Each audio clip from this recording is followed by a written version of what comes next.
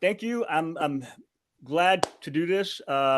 So I put together I didn't really want to do a deck. I had some note cards because what I wanted to do was actually go through the process of actually building something in 30 minutes and start with us looking at why I'm doing it.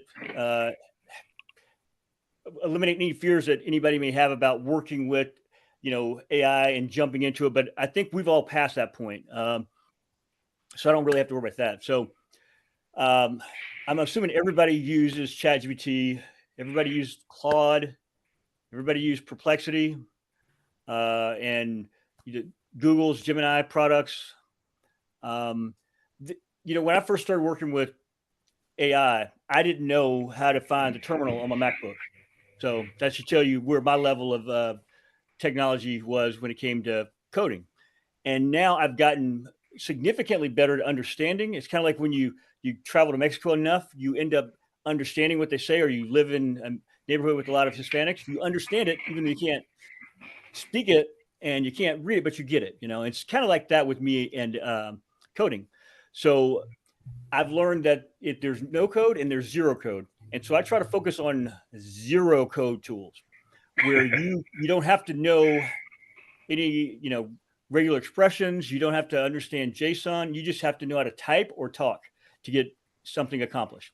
And so we're going to look at some of those tools. And so I think the easiest way to segue into building something that is has an AI foundation or artificial intelligence foundation is starting with something that is more robotic, something that is automating processes for people. And really, if you don't have a solution that's already in development and you're looking for an idea or you're looking for a way to transition to where you're generating revenue for yourself without having your idea completely fleshed out, automation is the way to go.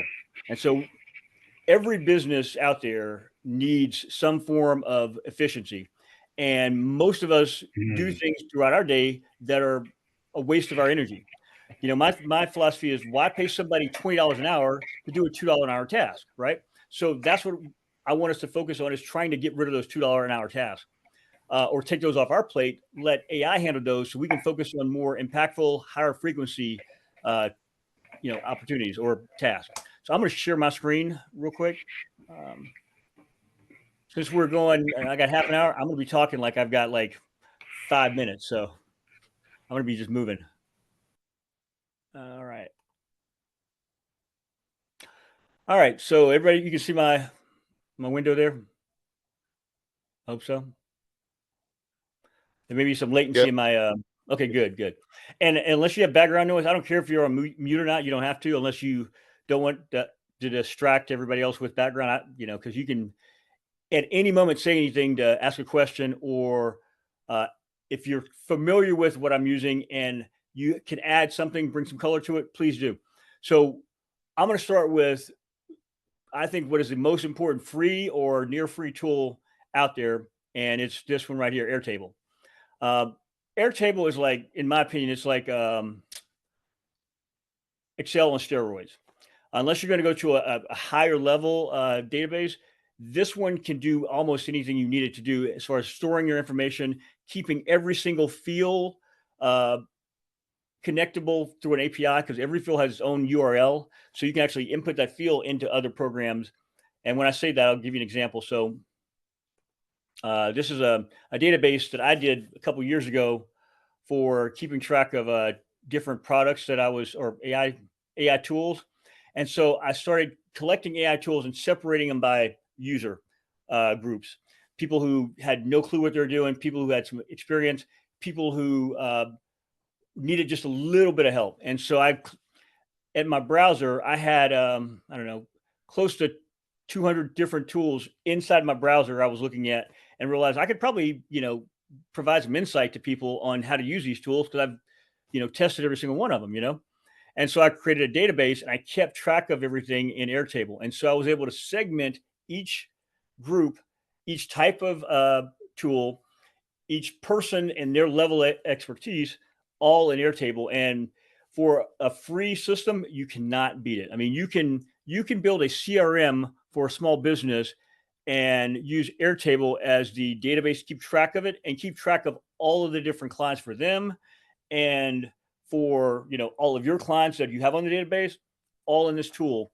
And now, if you actually build it out like that, you're probably going to pay the lowest level, but you can start everything for free.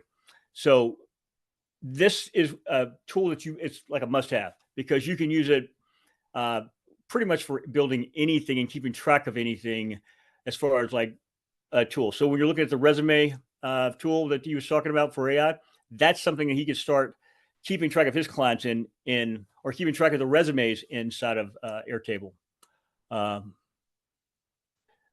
So this is one of the tools we're going to use to do our little build out. And the other tool is Make. Everybody's heard of Zapier, whatever you want to call it. I like that, but I like Make more just because of the way it, and I've used it longer, I guess, too. The customizable aspect of using Make to connect with different products, and they have a really good network of people to help you build things that you may not know how to build. I apologize, didn't turn my ringer off. So I use Make to set up the connections between products. So if I wanted to build a chatbot, I would use Make to build a chatbot. And say I don't know how to build a chatbot. Well, that's okay because Make knows how to build a chatbot, which I'm going to show you. And I'm going to use all these tools as we get closer to 30 minutes to put everything together in just a few minutes. So I'm going to log into Make.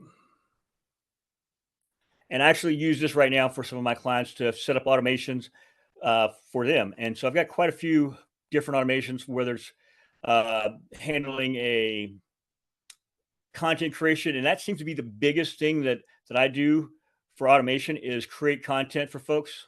And whether it be creating blog posts, creating LinkedIn posts, and they can go from, and I was creating keywords to go with articles, but creating a parasite post, which is looking at your competitors' information, stealing their post, having it rewritten, and then dispersing it between all your different social channels automatically.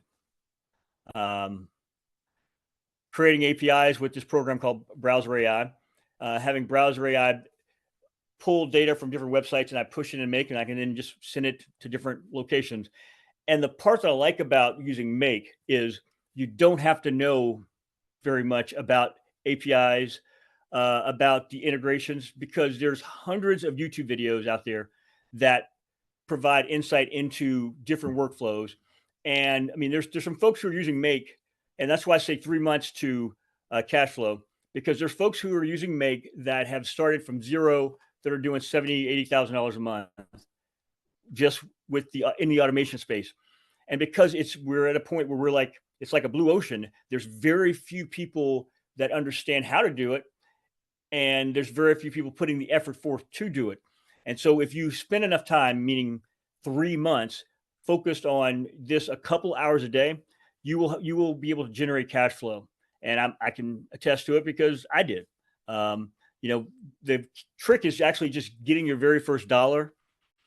And if you're looking for a way to supplement your income besides doing Uber, because there's a lot of folks who do Uber, this is I think, in my opinion, a much better way to supplement your income and gain knowledge that's going to be valuable for you, like long term, because you'll be able to implement your AI solutions in here, or you can automate processes that use AI using Airtable and Make.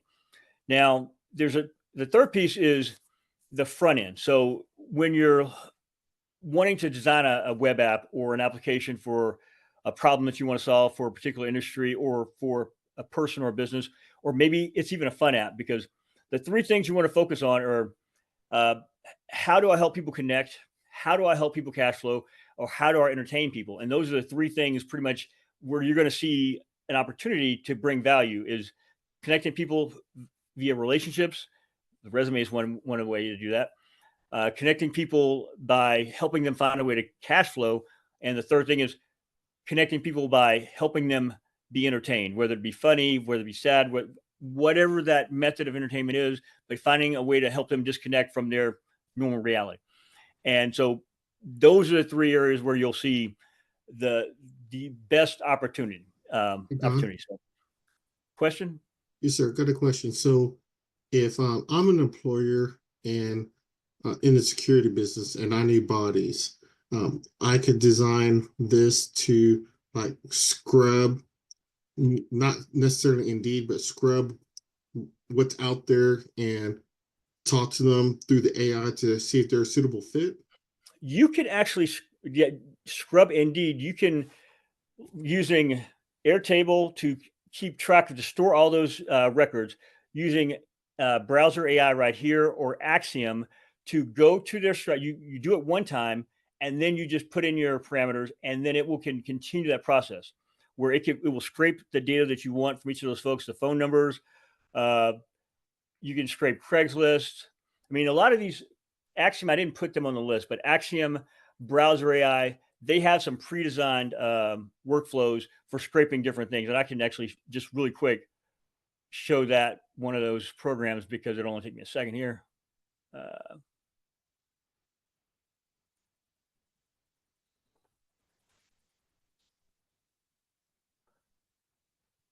I clicked on the wrong one. AppyPie is a program where they have tons of scrapers as well. Here we go. So some of them may be free, but to get use out of it, you're probably gonna have to go to I the use paid all the version. free ones all the time. That's Okay, and they'll yeah. still scrape through. I'll pay for it after I've used it for a while, Okay, but I typically don't pay for any of the apps. Like I've used Browser AI forever, and I still haven't paid for it because it does what I need. Oops, I got to use my Google. It does what I need it to do, and I don't have to worry about paying for it. Axiom's the same way, and Axiom I use that more. The only reason I pay for Axiom if I want to do the scheduling of automations, but I can do that with Make for free. But I actually pay for Make too now. But so here, they've got some workflows already pre-designed. They're writing a robot. Sorry. So these are some of the robots that I built. Extract transcript from YouTube, get Google search results. And so you can actually put in the searches that you're looking for, and it will go and scrape those searches. I was doing a thing to scrape all the farmers agents off LinkedIn for somebody. Browse pre-built robots. So they've got quite a few here already designed. so And you're you looking for job listings. so would you put So would you put like the link for LinkedIn, just put that in the search engine, or is well, it that for simple? them, you'd put in extract job listings from LinkedIn, or you can search uh, profiles, individual profiles as well. And I want to say that one's listed. That configured bot is on Axiom, which is another really good free tool for scraping websites. And with Axiom, you can scrape a website and you can input data into a website as well. Browser AI, you can scrape websites and you can use that scrape that you've done and create a API for someone. So in the insurance industry, there are companies that charge 20 grand to build out an API for a smaller MGA or regional carrier. They will charge 20 grand to build it out. I can technically go to their website if they give me a login and password, go to each field that needs to be scraped to help, like say an insurance agent who wants to pull his data from there by literally using the program and going in and mapping it out to scrape. They will then give me the data points so I can make a URL or design a URL so that I can then get all the inputs and outputs that will be needed to scrape data, to push data to their site and to pull data from their site via a homemade API. And companies charge 20 grand to do that. It's nuts. And I can do it for free, basically. So there's a lot of cool tools that I like to use. And again, for scraping, for getting data for free, Browser AI and Axiom. And if you go on to Fiverr, Fiverr, I can't remember how to spell it, but it's Fiverr, or another one of those where you go to find a contractor to do a particular job for you. There's always listings for people who want leads scraped from different websites. We're looking for, so you basically will bid for $50 to scrape a website for someone, and you can just use one of these programs and have it run in the background. It'll take you 10 minutes to do it, if that. Once you're comfortable, going to the website and seeing how the websites are laid out, because most websites are very similar. You can use this one or Axiom and scrape all the data that they want, and it costs you basically nothing. Now, if you do it enough, you're going to want to have a membership because you're going to run out of your free usage. But that's a way you can start generating cash flow without spending any money. Somebody gave me a great idea, which was, now there's all these free website tools out there. Well, you can build a website to do your proof of concept and connect it to your Stripe page and start doing pre-sale before you launch to see if you have a viable product. So you can basically get a website and build a website for free, market 3 or 4 different ideas you have, and start promoting those ideas on social media or promoting those websites, and see how much revenue you can generate. If you get a couple people to actually show interest and want to buy a solution pre-sell, then it's probably a good likelihood that you may sell some after you do a real launch. But you can have a great proof of concept right there without having to spend any real cash to get a product out there, because you'll see if the market is actually there before you actually go build a solution. And as somebody who's not a programmer or developer, I understand that was the way things used to be done. They would build stuff and then they would hope that there'd be a solution. I don't think that's the best way to do it. I think you need to go and make sure there's a market for it, and before you build something. And a market, in my opinion, doesn't necessarily mean there's a huge demand for it, because sometimes there's a market for something that there is no demand because people don't know that there's something that's an option. And so when you look at the term disruptor, it's usually when there's an underserved or unserved part of a market that is focused on by a smaller, entity in that space. And so they take that market share. They don't necessarily go in and fight the big boy. They take what did what's his name say? Jeff Bezos. He said, "Your margin is my profit." So it was something like that. So he was going after what the other guys didn't want, and that's where you have that disruption, and that's where that's where there's that space where there is no technically demand for it, because there's just this expectation things are going to be this way. But if you can create a demand for something that people may not even know is there, so we want to be able to have a place to keep the information for our solution, whether it be customers, clients, or whether it's information on a particular, like a bunch of library books or what have you, or it's a bunch of restaurants in a neighborhood. Whatever it is, we can use Airtable to do that. Then we've got Make to connect, whether it be a phone system, it could be all the social apps, phone systems, the LLMs. You can connect all those to Make and connect it to the data that you have inside of Airtable. As an example, so I'm going to open up one of my clients' Airtables here and go to the forums. So I actually created forms for them using Airtable, and I created tons of content for him. So he's a tax provider or preparer, and he's not a franchise. He's a individual or an association. So they connect people together without having to have a franchise fee, and you get a mobile app. You can have people do their taxes from home, and so it's very low touch for the tax preparer who wants to join their program, and they don't have to pay a franchise fee. And so I created forms for them to get like email sequences to sign up, and I just used Airtable so they can just I have a web URL that he can list, and they just sign up there, and they then get access to another page that has like marketing material I created for them. And what's interesting, most of the stuff that I've created for him, I used free tools for. And behind the curtain, this is a client that I charged him 14 grand just to start, and it's a annual agreement for $4,000 a month. The initial setup, obviously, because I've got to customize things to work just for him, is more time consuming than the monthly maintenance of things, because it's probably about 5 hours a month of work. And once it's up and running, that's it. So for 5 hours, I get $3,000. So looking at the big picture, so what would it look like? Would you go to API first and you would save something, then go to the next program and plug it in? I look at it when you. So we were talking about for your use case where you're looking at capturing data and saving it and then working in that way. Yes. I Yeah, would like capture the data Scrivener. first. Okay.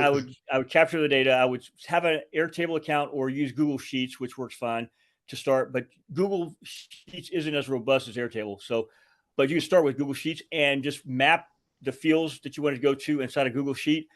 Capture your data first, and then go from there. Because then you can actually capture the data, use Make to pull the data from uh, Google Sheets or Airtable, Oh, and then okay. connect that to ChatGPT, or I would use Gemini right now because it's free, and have Gemini create a personalized email to this individual to ask them for an interview, ask them if they'd like to come in for a job interview, or whatever that use case is going to be. You can connect it to Google's Gemini and have Gemini write a personalized email, and then you can have it after it does that. It can then send you an alert letting you know the email is ready to be reviewed, and you can review it, and they can send it out, and all that can be automatic from the list that you've done. Yeah, it's there's probably somebody who's already done that. They just probably didn't use the actual. And I probably have that mapped out too. As now that we think about it, they've probably done that. They just didn't use the same use case, but they captured the data, which I'm probably going to show. I've done the data capture. Uh, Probably should make me log in again. Capture the data, use the LLM to take the data, then write something on the data. Um, let's do this one here. So I don't think I even finished this one. This is when I started. So what this was, oh, okay, it is finished. So I take an RSS feed. So I take data from someplace. I then use Chat GPT to create a title based off of whatever that article is. Because I want to repurpose their information and use it for my own. And then I take Chat GPT again to create an image.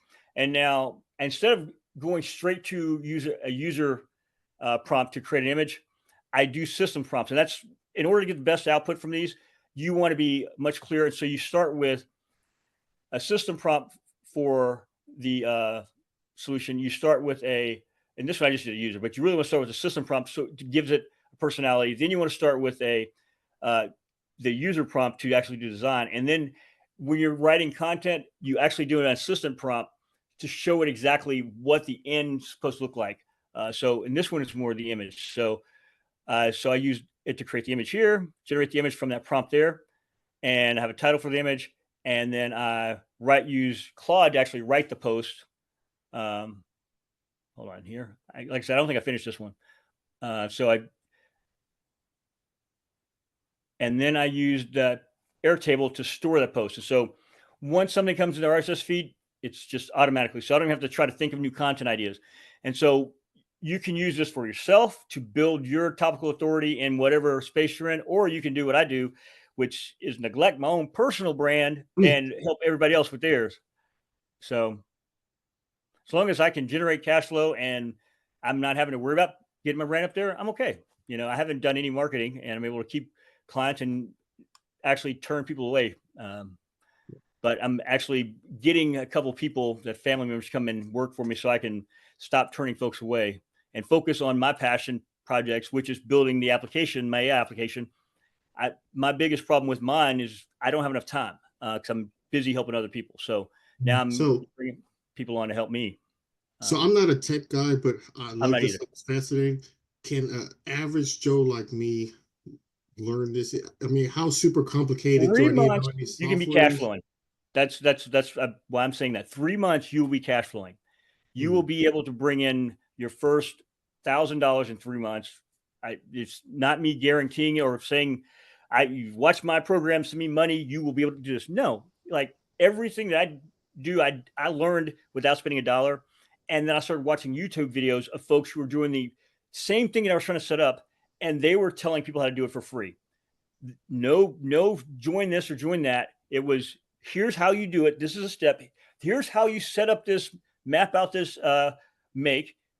They didn't go in. One guy actually goes into how to set up your Airtable to do all your content, to create multiple videos and edit them. I mean, Like he goes through that much detail into his make scenarios to create, hundreds of pieces of content and keep each piece separate, because you do want to keep it so that you separate your titles, tag everything based off the type of content it is, and so he can repurposes it, and he gives you it all for free. So you can literally in 3 months you can get enough data from watching folks on YouTube to where you can cash flow, and they tell you how to find leads too, which is great.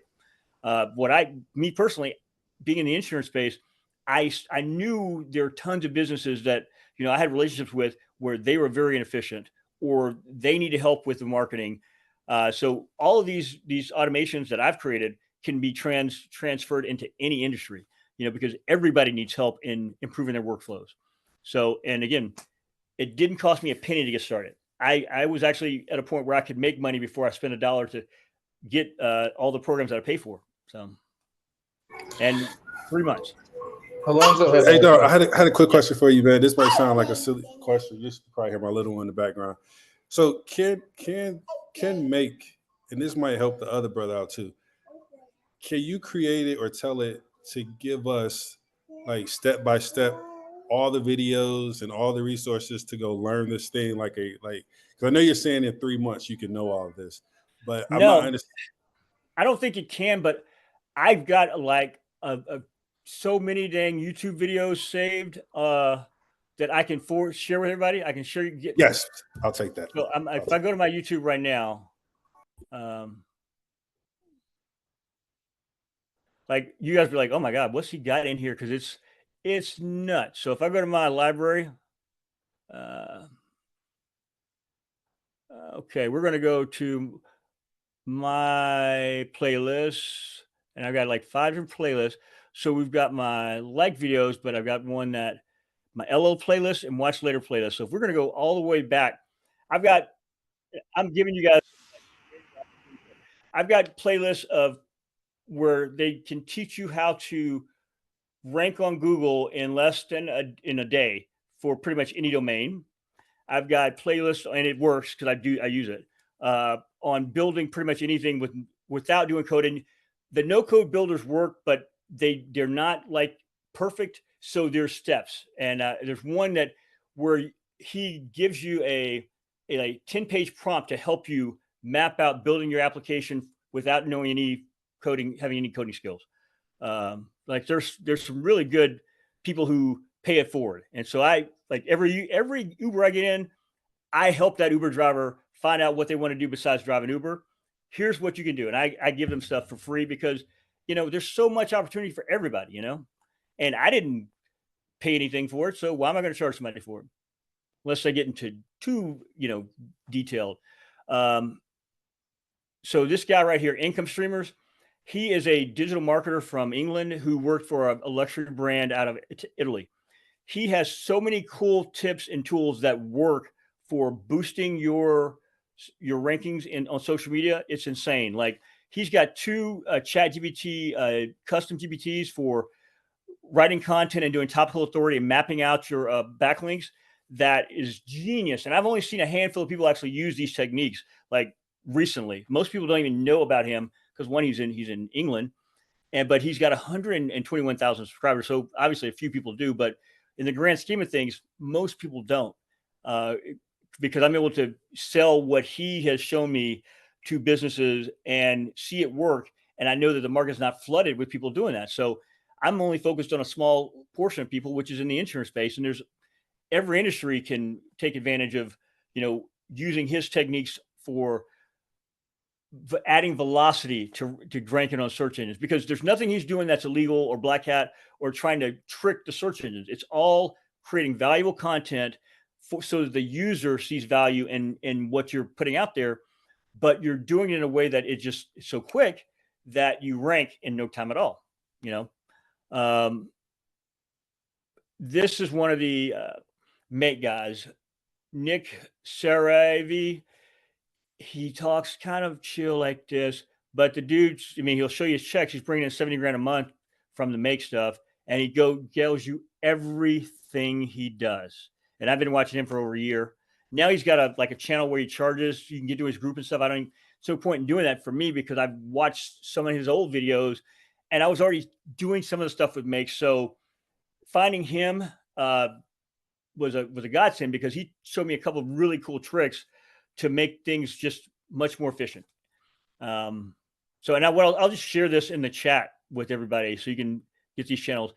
CheatLayer, they were the very first program to connect to ChatGPT via API. So this guy actually invented function calling with ChatGPT.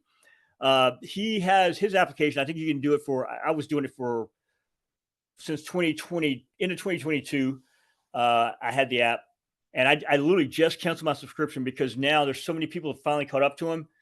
And I feel like I'm just throwing money. Introducing the world's first video to agent. Yeah. Video to agent. Literally, you can record a Loom video of a workflow, like of you doing something. You send it to CheatLayer. They write the code to build that workflow out for you. So I was talking about proof of concept with video or with websites.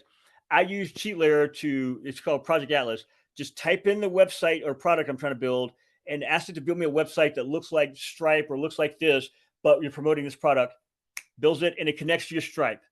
He's got a thing called Magic API where you just put in the URL and put in your API key, and it does maps the API out for you. Literally, that's mapping the API.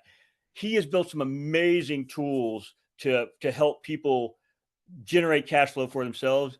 He's not, in my opinion, the greatest educator when it comes to this stuff, because he's had stuff that's been out like a year before anybody else thought about it. You know, I was using his product to start building out mapping out the workflows or the pieces that are going to be needed for AI agents. And like April, May of 2023, I was using CheatLayer for that stuff. So this has been around for a while. Again, he was the very first API connection with ChatGPT. And so he tells a story. He had a friend who worked there, and he was like looking to try and like automate some things, and he had heard that their GPT-2 at the time was pretty good, and so they were able to get him access to it. And he built a function called to connect to his program. And I've watched this program progress from doing a little bit of things, doing like, it's gotten so much better. I mean, to be able to record a video and then it maps out the workflow for you and gives you the code. It'll store the code in GitHub for you, and then create the application in Vercel so you don't have to do any. It creates your accounts.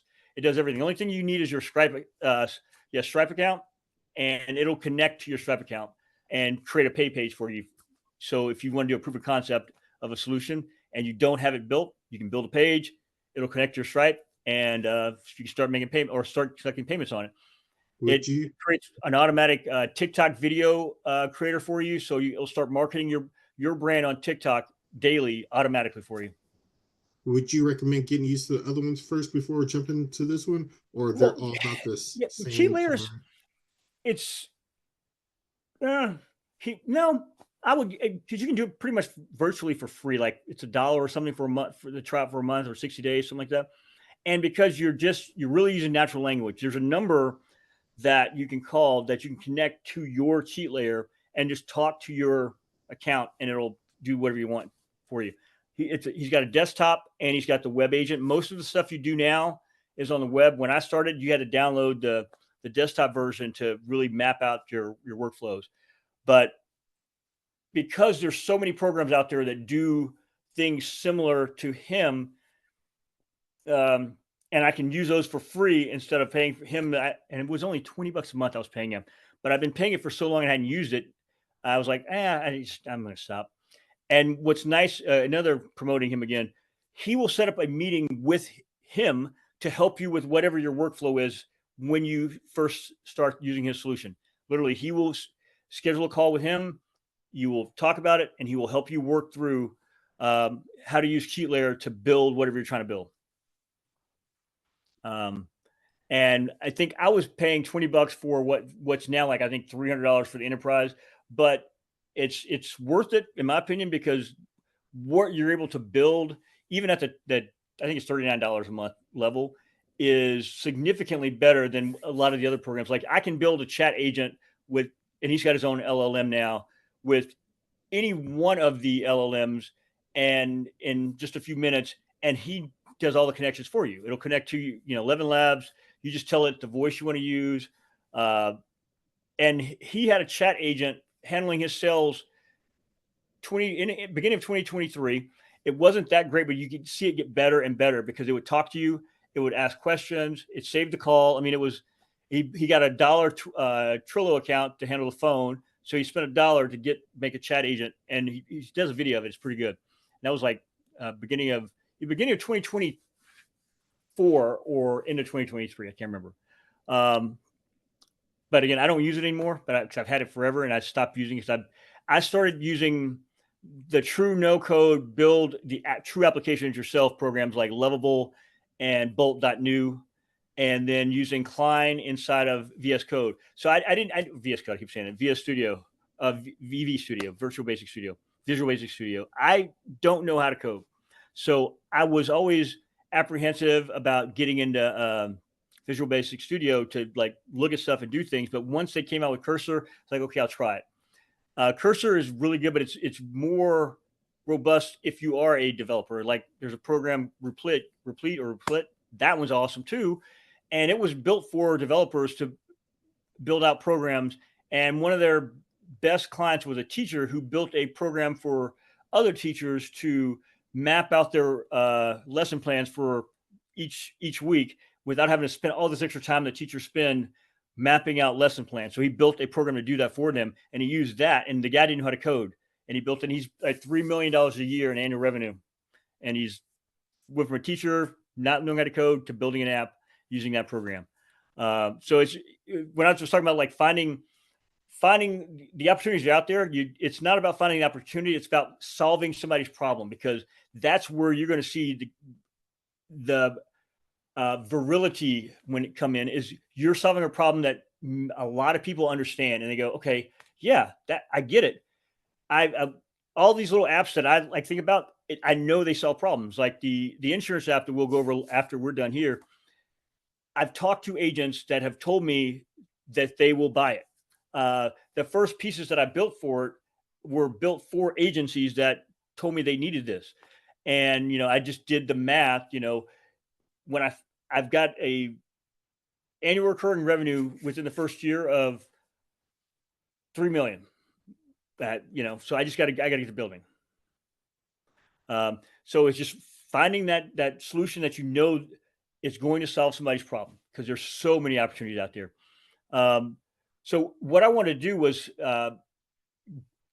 without knowing how to do the code, they didn't have these apps that will build a front end for you. When I started doing this, I used another app that had the front end, which was open up here, softr. Softr is a front end for you for building applications. So it's a website builder, but it's in my opinion was more robust than the other website builders out there, because it allows you to actually build an application where you can store data that's dynamic and push it, and you can have memberships. You can have users log into that application. So if I knew that there's a bunch of home service workers, whether they do general contracting, they're plumbers or they're landscapers, and they don't have a good system to keep track of their data, I could use Make, Airtable, and softr and spend $20 a month maybe to get started and market to as many of those guys as I can, and charge them $5 a month and keep them all segmented, keep their data segmented. And as they grow, because my cost to maintain everything is going to go up, I charge them more, but I could start at a very low price point because it's not costing me. I'm looking at the economy of scales. If I get 10 clients and I'm charging them $5 a piece and my overhead is $20, I'm making $30 right off the bat, So there's no point in me trying to get rich off of these small businesses. I'd rather help them and make money and make it easier for me. And then as they grow, the cost increases because the cost to maintain it increases. So that was my philosophy. And you can do that with this program. I'll sign in here real quick. I think this is an email I use for this one.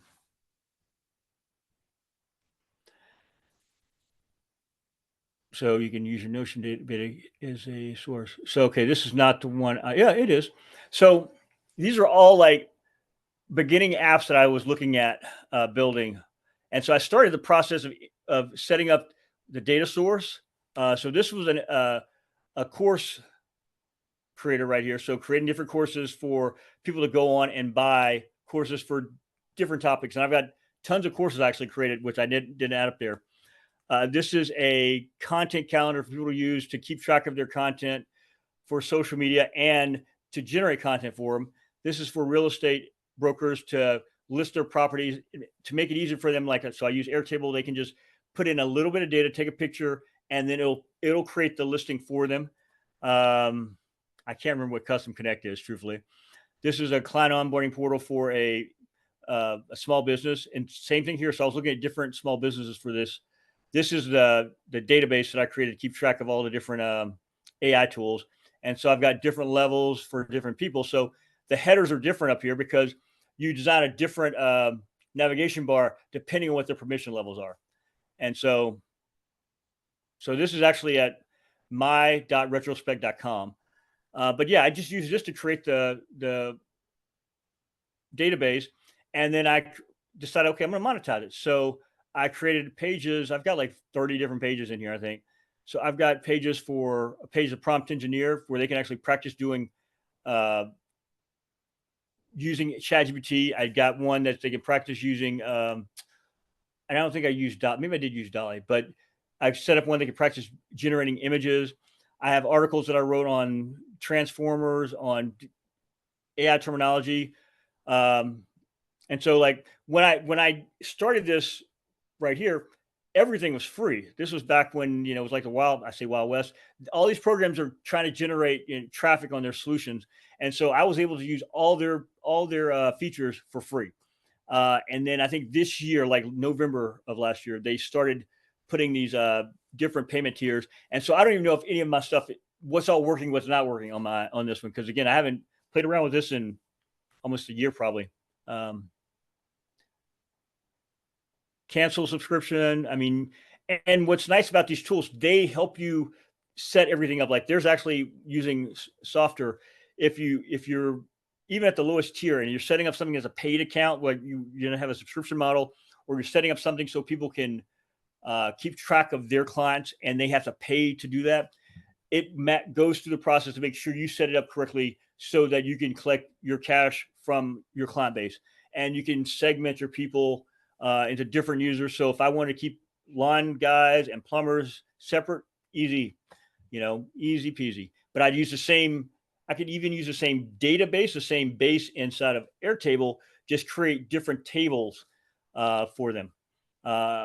You can create an Airtable base that's just for this particular business, and then keep track of their clients and then the money they owe you or the money they're collecting. I mean, you can literally run a small CRM for a home service provider out of Airtable, softr, and then Make, because you can use Make to create automation so that if somebody signs up to become a client, create email sequences to go out, or somebody wants to book an appointment, then automatically schedule them on the calendar, send an email out to them. I mean, set up everything for that small business so they don't have to think about it, because a lot of times they may not even know that they should be doing this to help, improve the experience they have with their clients. You could make them look so much bigger than they really are, and you've done it all with free tools, So softr was the front end that I use, Make and Airtable. Now I transitioned to using tools like Bolt and Lovable. So I'm going to go with show you Lovable, no code. I love this program because it is lovable. You can attach an image of what you want. You can attach the logos and stuff of the product you're trying to build, and then you just talk to Lovable, and it starts creating what you're building for you. So I had it building a portal for the tax guy, and this is very similar to what we're using now. So it's building the pages, download the app. And so if I take it full screen, you'll see. So I actually have an image of his phone app right there. And these links here on the actual website go to different, like this goes to his CRM. This goes to a form for them to fill out to become a partner. This goes to content to help them with their marketing, to help them with understanding taxes. It's got like a consumer section, and then it's got a section where you log in for people that are his partners to do taxes. And so I redid the app using Lovable, and it gives me my code, pushes the code into GitHub for me, saves the database into Supabase, which is what I use now instead of Airtable. I actually was able to use Claude to write the function to move all the data from Airtable into Supabase. So I didn't have to do any code. I just had Claude do the code for me. Hey Don, can I ask you a question real quick? Yeah. Okay, so all right, okay. This is good, man. This is good. Okay, so in all transparency, when we built our app, we started in Lovable and we started in Bolt. All right. Oh, right on. So yeah. So, but what I don't quite understand what you're saying is on the pricing, because or how much it costs. Because when we were using Lovable, Bolt and Make. So Make, it was like for every so many workflows or ops, it was going to be $10 a cost. for for 10,000. Yeah. Okay, you only get so many. And then when it came to Lovable and Bolt, you only can get so many prompt. But Lovable, you get five questions or 5 and then that's iterations it. per But day. that's not And enough. 50 a month. Yeah. Okay, but that's So not you gotta enough. be precise to get. That's what I was going to say. All right, so we're bouncing between Claude to get our prompts together to bring it to Lovable or Bolt. We use both. We actually did a makeup in both to see if it was going to be different. Here's what's even better now. Is use this workflow. So, and I think I have it right here. You want to go use Gemini's stream real time. So you can share your screen with Gemini and have it see what you're working on and have it write the code for you.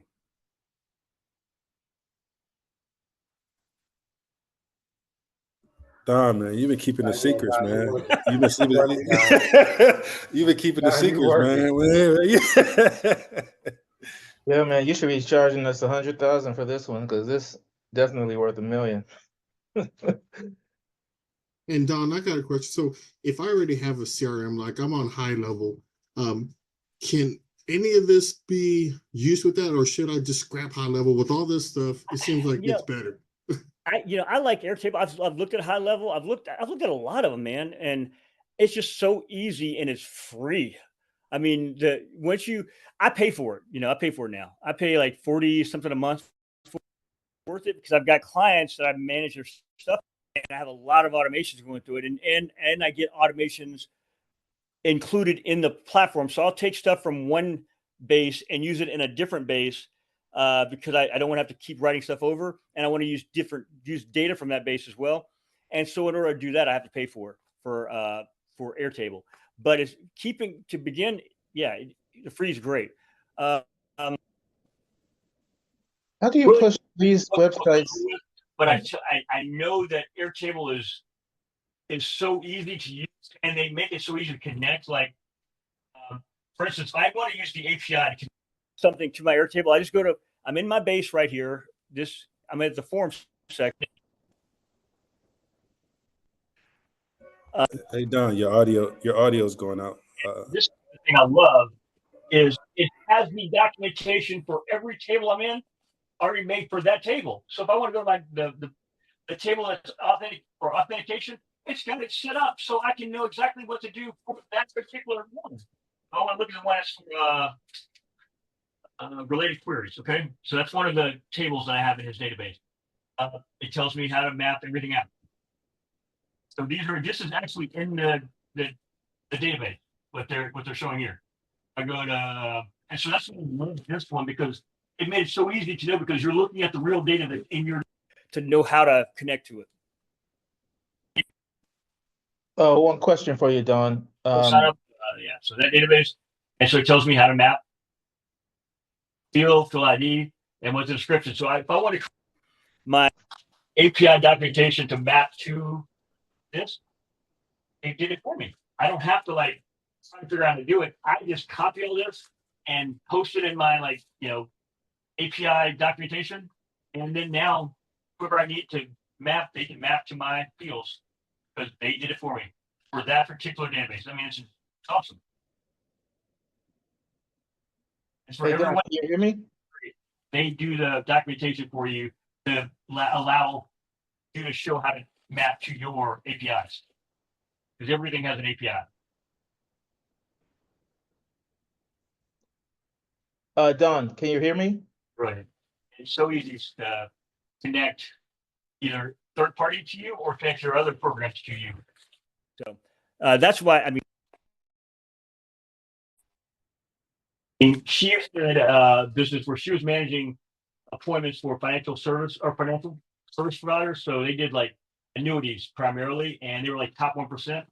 And she used Airtable. She kept their phone calls, she kept the finances, she did everything in Airtable. And this was like 6 years ago.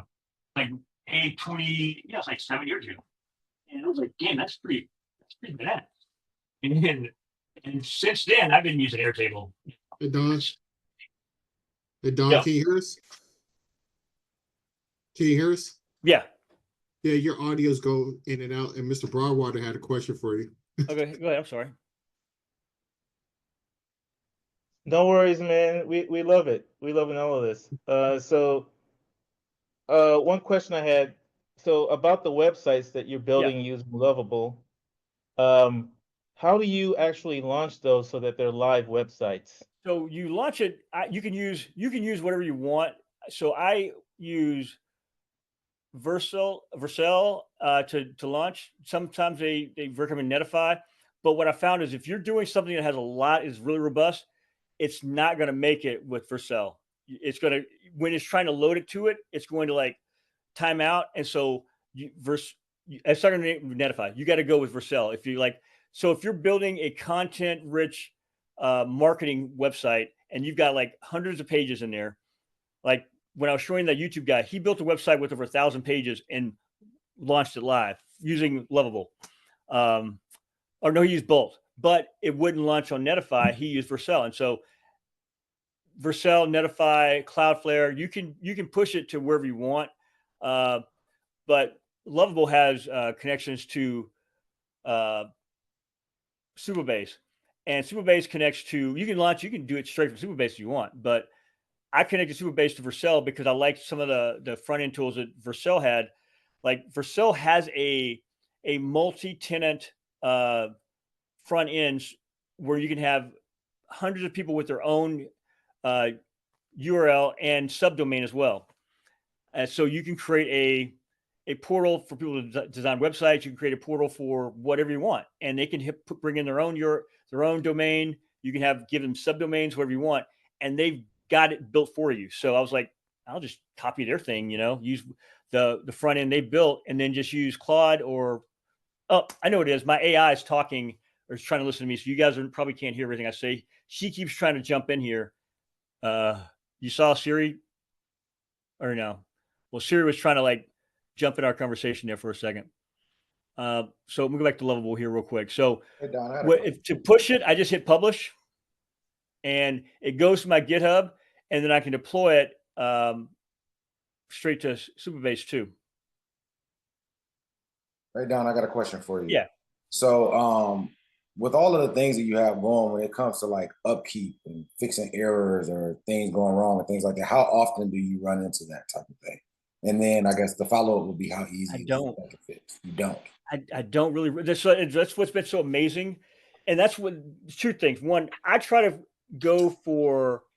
I'm not an enterprise guy. I don't want to offer products to Fortune 500 companies. I want to offer products to somebody I can walk into their business and have a conversation with them and know for a fact that I've got something that they're going to see value in instantly, and it's at a price point that other people aren't going to be able to do.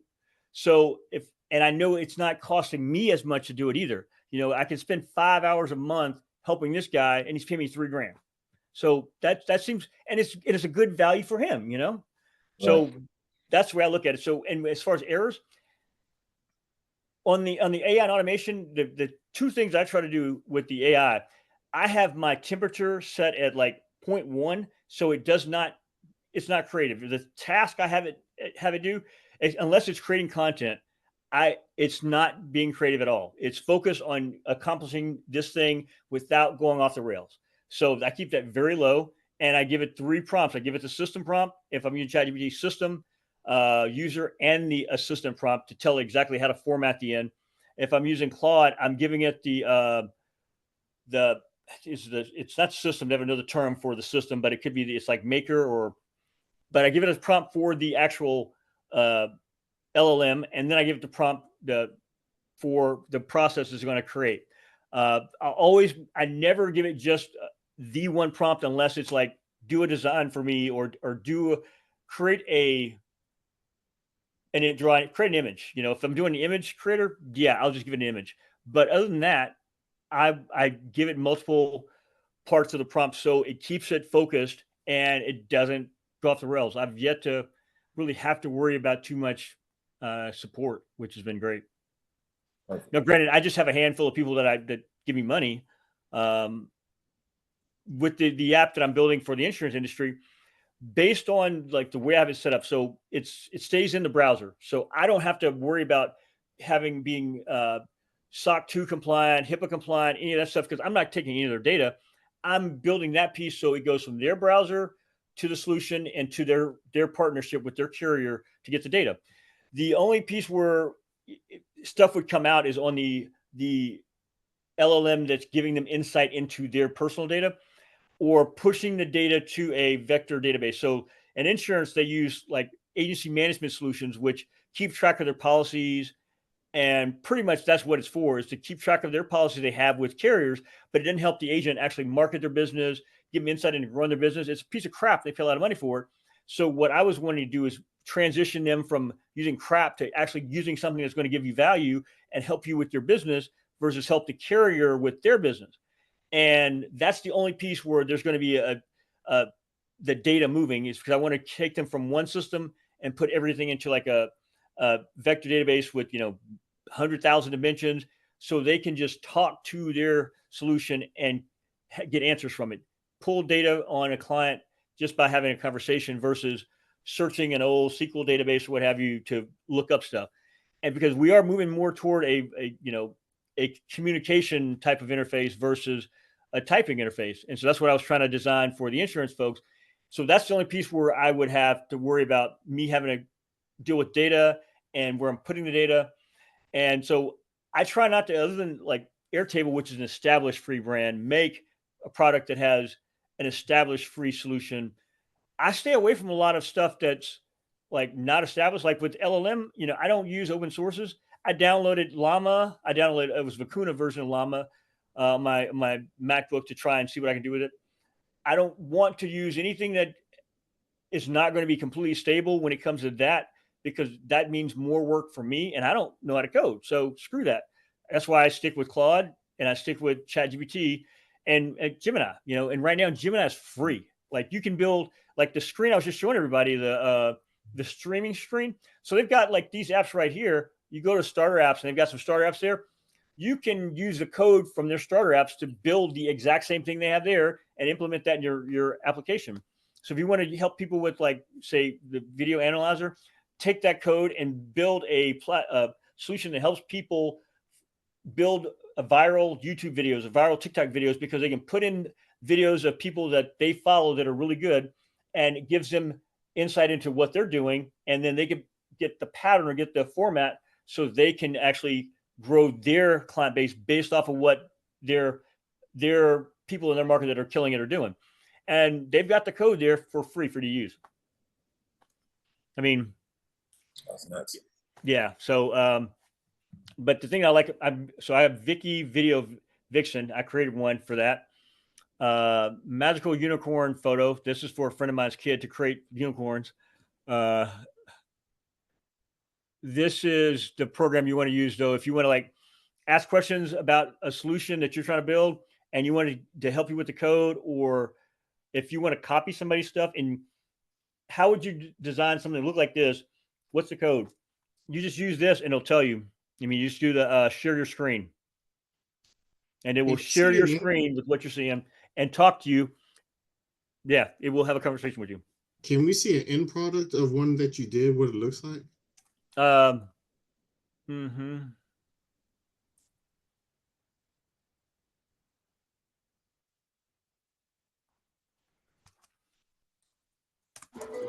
Hey Don, why you looked at it? I just wanted to make sure I understood, man. With my question about Make. So when you use Make as for the automation of it, for the workflow, you're avoiding the cost, the expensive cost of Make because the volume of your customers is not I very started high. using it free. Yep, I started using it when it was Okay. free, and because once I was going to reach, and I still don't get. I'm right at the threshold around 10,000 a month. That's it.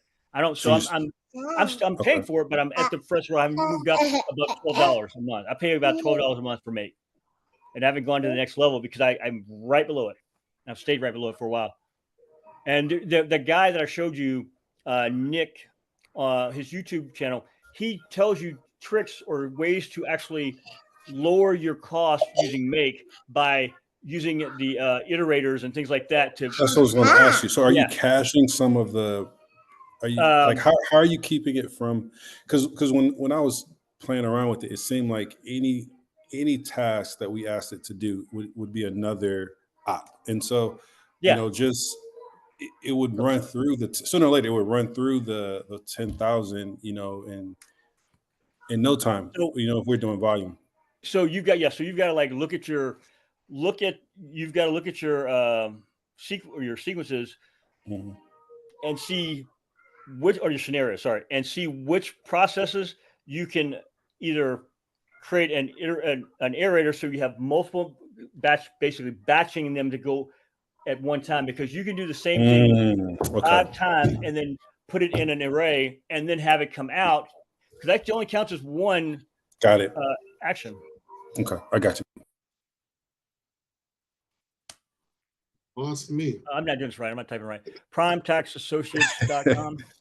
I can't read.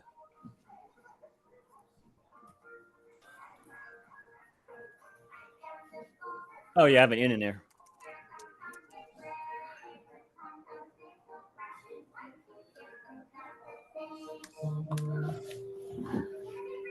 So this is something I built using those no-code tools. And so this is their website. So we've got a CRM here.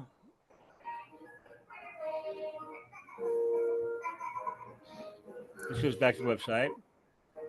So wait, you were able to add authentication using the no-code tools? Uh-huh. Oh. You can do that through Vercel. Yeah. So this part I'm actually building out this weekend, finishing this out. So I'm just going to take you to it. Right now I'm just using I'm rewriting it to my Adobe portfolio. And so I've got like a little password here. Prime 1, 2, 3, 4. Hey Don, I know you were saying you can use Vercel with it. I know when I was authentication, I was in Lovable and I was setting up authentication through there. You like it? Wait till after you finish that, and then do that through Vercel, because they'll actually help you set that up in that program. Yeah, because it was having a lot of problems when I was trying to set it up there, and I just couldn't fix it. So it's better. I got you. Yeah, you can use that, or you can use Supabase. Once you push it to Supabase, you can do the authentication in there, or you can do it through. And again, you can, since you've already got the foundation of your app built, just build that page using straight up Claude or straight up ChatGPT. You take an image of the site, go into ChatGPT, and tell them to build a page so I can have this. I want to connect to Supabase to do the authentication on the back end. Build a front end page for me like this. Yeah. That way you don't have to use it. And that was part of the reason I was able to save money or save like tokens with Bolt, and you only get 5 questions and you can use 50 questions a month with Lovable, is do the heavy lifting with the program and have the fine tuning of everything done with the LLM, because I can do it for free. I can just use Gemini, or I can use ChatGPT, not the API, but just ChatGPT to finish the rest of it, Or what works really good too. Again, I didn't know this at the time because I was so apprehensive about getting in here. I'm going to move my screen over here to show you guys this. Is I use so I've got all of them collected in here too. I got my Supabase, my Vercel. I've got Klein, which is Claude inside of Visual Basic, and it's pretty cool because the way it's updated, you can, if I go to my settings, I can use any model I want right now. I have a Chat GPT in here using GPT-4. I can put in Gemini for free in there, but you don't get all the functionality as you do when you have your Anthropic in there because it supports images, computer use. So I have Claude on my computer too, and I have Claude do stuff. So on my computer, and since I have, me and Claude got into an argument. Yeah, it's pretty funny because he was having me copy and paste stuff, and I was like, "Wait a minute, you can do this. Why am I doing this?" So if I'm you're not using, kidding you. I was pissed. I was so mad. It was telling me, directing me to do stuff, and I'm like, I could have swore I downloaded the thing so you could do this yourself. Yeah, and I got a question. it keeps track of your tokens, how much you're spending. I think I spent the most in one day was like $2, and I was on it like just over and over and over. The one problem I have is like it tries to cache too much, and so you'll get an error sometimes where it says you've reached your limits of 50,000 tokens. Send so it 30 cents to read a million tokens, $3.75 to write, and so I don't think I've come close to putting out a million tokens of instruction to it. So if you're using 3.5, so if you're not using images or anything like that, you could use a lower model then. Oh yeah, without a doubt. Or I use Flash. I use the Flash and the minis for everything pretty much too, because it's just as capable. And in some circumstances, OpenAI's ChatGPT's mini is better. Oh, okay. This is something that's really, you guys are gonna love this one. So, and I at some point this will go away. This is a site to compare models, and so you can have two different models write code for it at the same time and compare which one's better. Yeah, I was like, really? You saying this is free, so I can get every model to compete to write my code.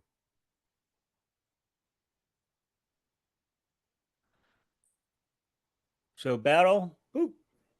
So you just type in what you want to build, and it's going to have two different models try to build it for you. So you can use Lovable Bolt without paying for it by using this app.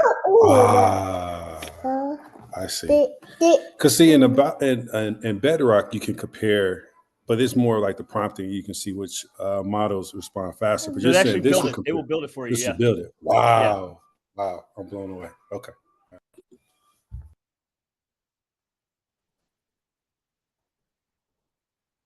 So it's going to build a code, and you can look and see what it looks like when it's done. And then you can vote on which one you think did a better job. I can't understand the code, so I don't know. But I look at the application to see once it's done. So you click on the block and see what it says, what it looks like. So what are you building here? What's the Whatever you want. uh, Literally whatever you want. So which one? So I had built a clone of Hacker News. Which one do I like better? You know, and you can just keep iterating on it. And at some point, I can't understand why it's still free. I don't think enough people know about it. But yeah, you can just keep using it to use all the no code tools to build stuff for you, and it's free. All right, I expect $5 a month from each one of you.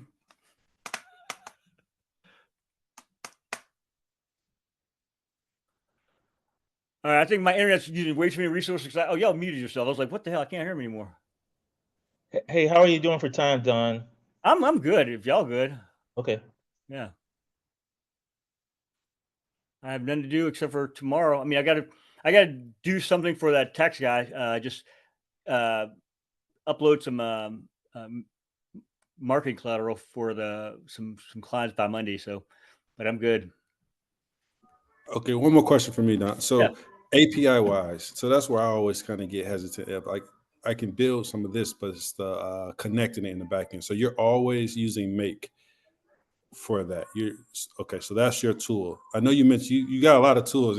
Yeah, so your tool that's the thing. I've got a lot of tools, but yeah, Make is the one that you're using for the API connection. And if you want to build an API or connect it via API, Make, you can do it easily. And for like I use Supabase for data and data security. Every field, just like in Make data, every field has its own URL that you can connect to. The problem that I was running into with Airtable was trying to connect Airtable to a content data solution. So what I did with Vercel is I created a front end where I can actually, which this website's going to change, where I can just plug in data that's automatically generated from AI and have it show up on the website without having to really do anything. And I was trying to do it with Make. I couldn't get it to work right with Make. I've seen it work with Make. I just couldn't do it. So I use Supabase because everything's already connected together.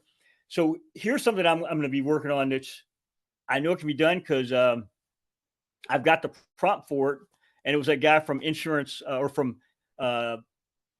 Surfer or the internet surfing or internet whatever, that the SEO dude that I sent you the first video of, who was able to figure out how to get your site to rank within 24 hours legally, and it does good. He built a prompt to make a dynamic website so that it caches for 6 months. It uses the robots that follow you, that post or that map your site, to design a completely custom site for the viewer, because it's stored on Supabase or Vercel Edge, so it will start to populate the content based on the user when the user comes in. I'm like, damn, that's a good idea. So it's every site is going to be fresh every single time. Yeah. Like some of the stuff, some of these, like there's a guy who I got his video saved, but he created a really good chatbot voice, and it was like 20 minutes. And he shows you exactly the steps to do it. 20 minutes to create a really good chatbot, dude. Like, Hey, do you know any tools for making mobile apps? uh-huh. You can do a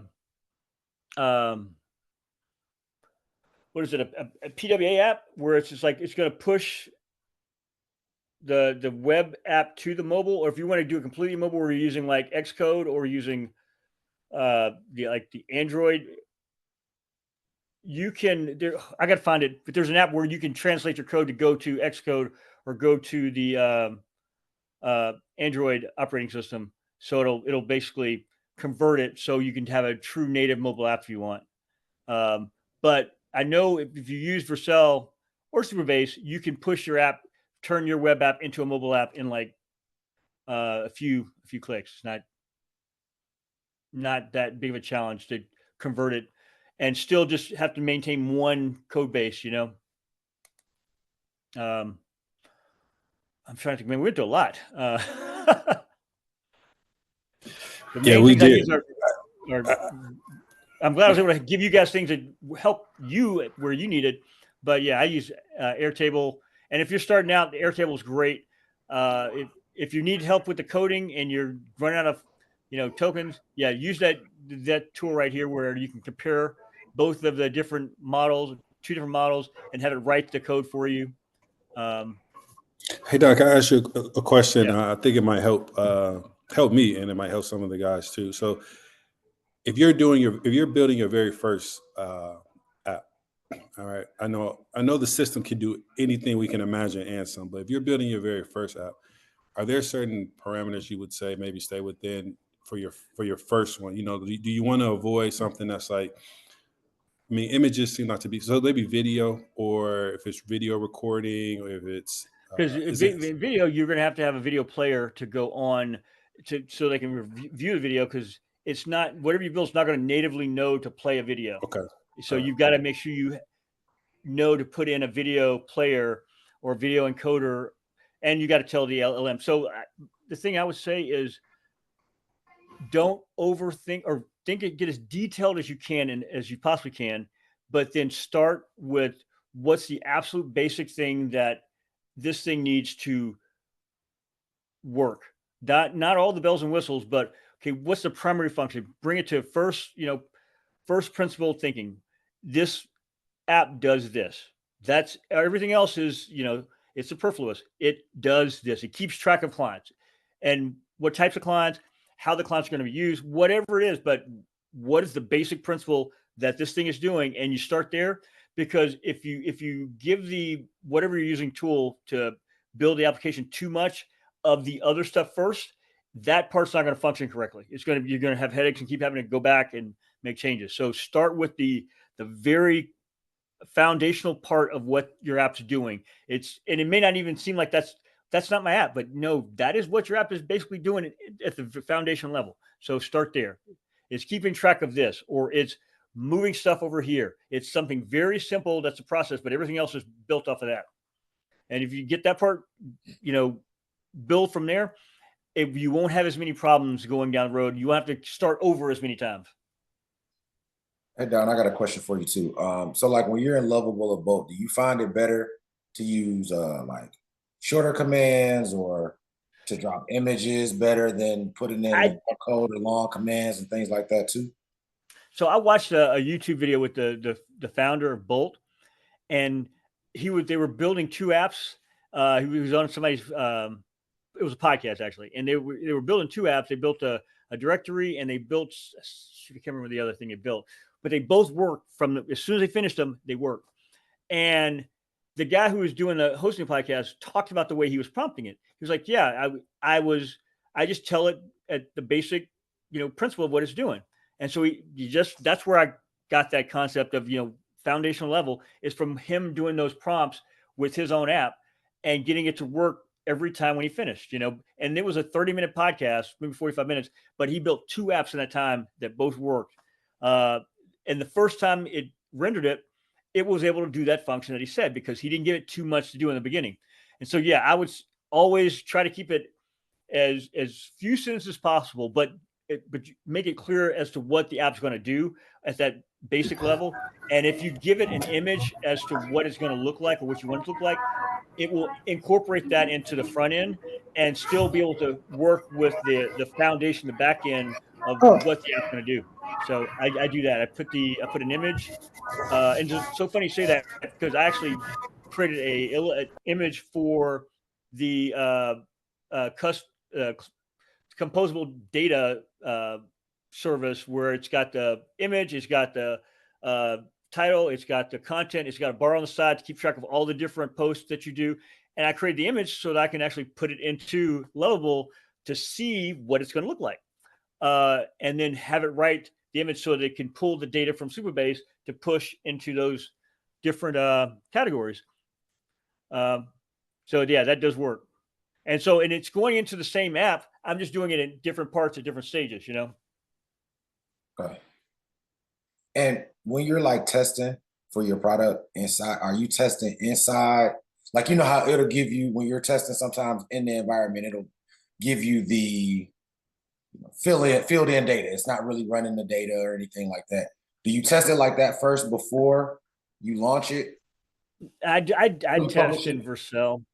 Because I published it with a different URL. So I have buildhappypeople.net and I have buildhappypeople.com.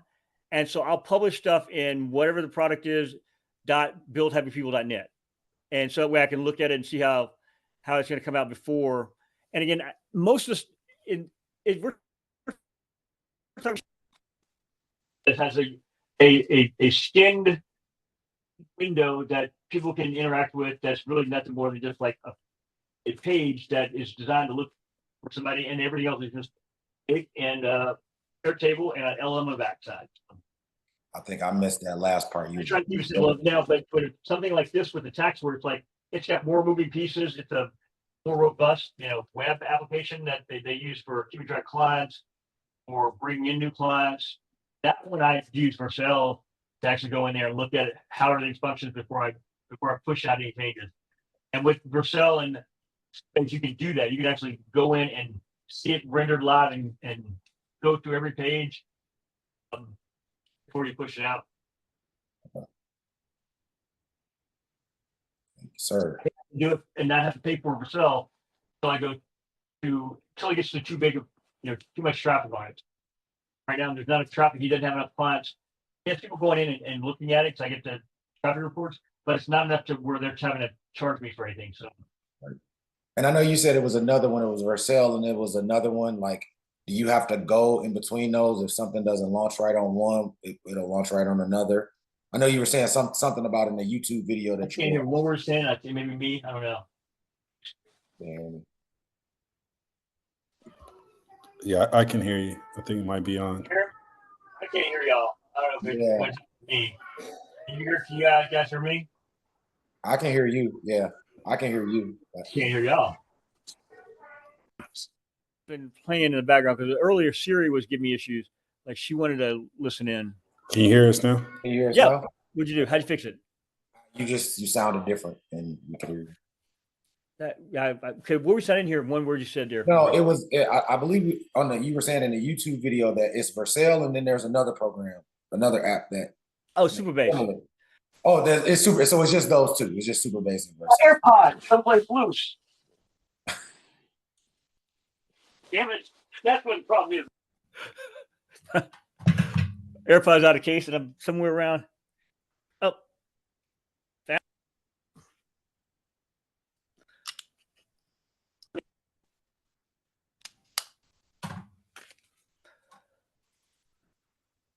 Good. okay.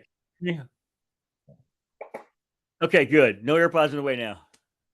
All right, perfect. So do you find that you might have to try it in both? Like, does it sometimes work in one and not work in another, or usually Vercel pretty much works for whatever? Yeah, Vercel. It'll if it's. I do Vercel pretty much more than Superbase. I use Superbase for data more so than anything. I don't have it do the making it live or testing it in there, but you can. And if it's when I'm going from GitHub to Vercel, I will, if I have any issues, it'll tell me right from the get that, hey, there's something missing in your code. You're missing a dependency. You're going to be screwed. It's not going to work. So that's good. And what's cool is I was able to figure out myself what was wrong or find it without having to like spend forever with using the AI, because it said this is missing. And so I just went through the code and looked and saw it, and the extension, .tsx was missing on one of the files, and that was me changing a file and forgot to actually add the extension to the file, But yeah, I use Vercel pretty much for that. Do you use any AWS products? No, I want to when they come out with their new stuff. Because their model of everything they're coming out with. So have you have an experiment with Nova? I was just curious with been the in Bedrock. I've looked at it, but Okay. I don't have an account, so I haven't been in there.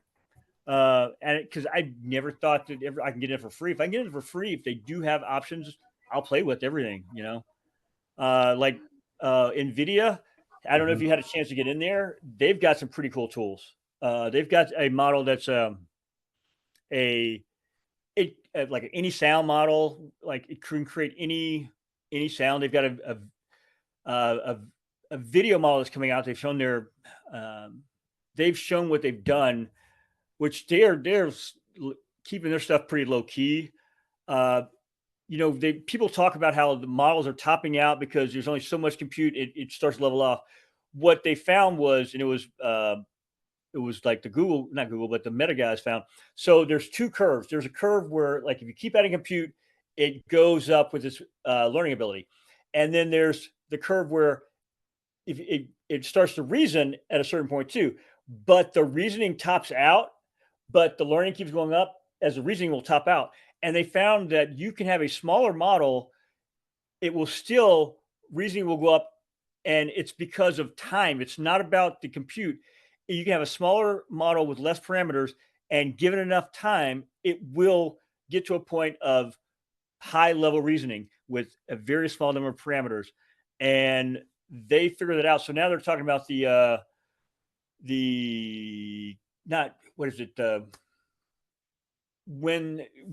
like it starts to see, and I've got the video. I can't think of the word that they use, but they're looking at language models differently and going more toward the small, it's not consciousness, but fart. Let me look at my YouTube. I can tell you because I've got the video. Do you mean AGI? Is that what you mean? No, it's